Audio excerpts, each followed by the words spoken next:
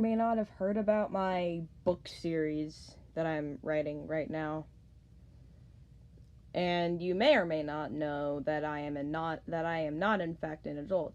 And some of you may be kids like me trying to figure out how to start writing a book. So let me show you some of the things that I did, and then that might be able to help you. Okay, we're done with the intro. Don't forget to subscribe, like, and hit the bell, please. Bye. Like I just showed in the intro, I started writing a little notebook.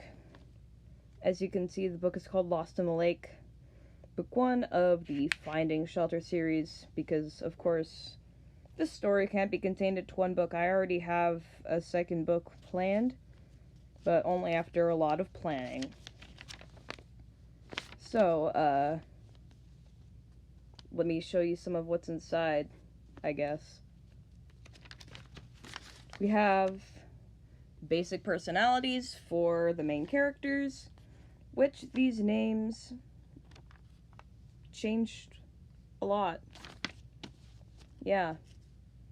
But the first thing you need to do is get a lot of normal personality types so that you can write good characters, and then you'll probably have a sort of like good character base.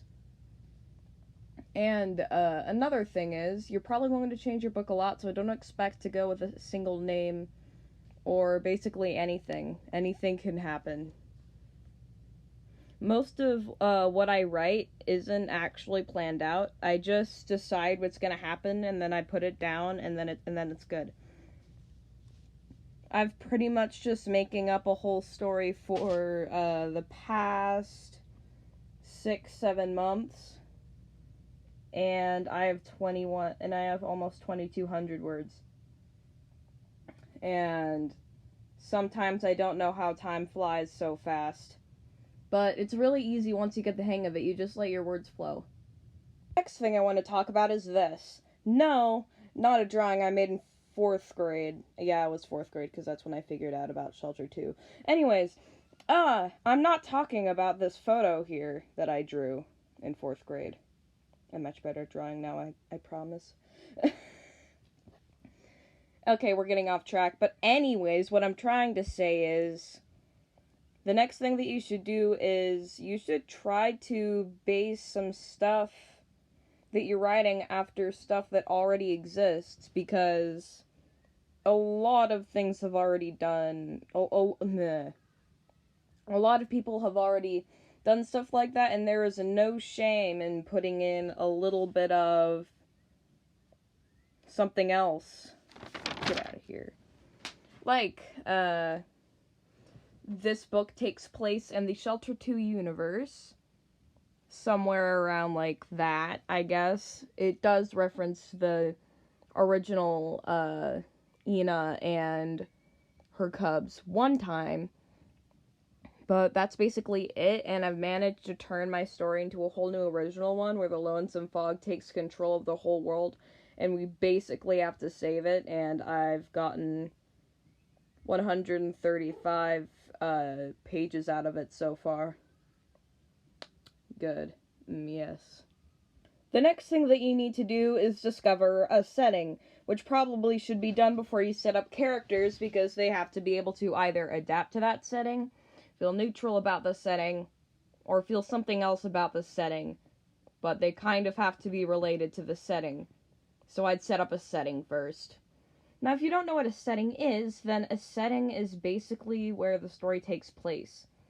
And it's also going to have a prologue in your story, so you basically know what's going on, or your readers know what's going on, but it's most important that you know what's going on. So you should probably have a sort of prologue, at least in your head. Not every book has a prologue, but if you feel like it'll help your story, then that would be a good idea, because you don't want a story to just take off out of nowhere. You want there to be background and a reason for all the stuff that happens.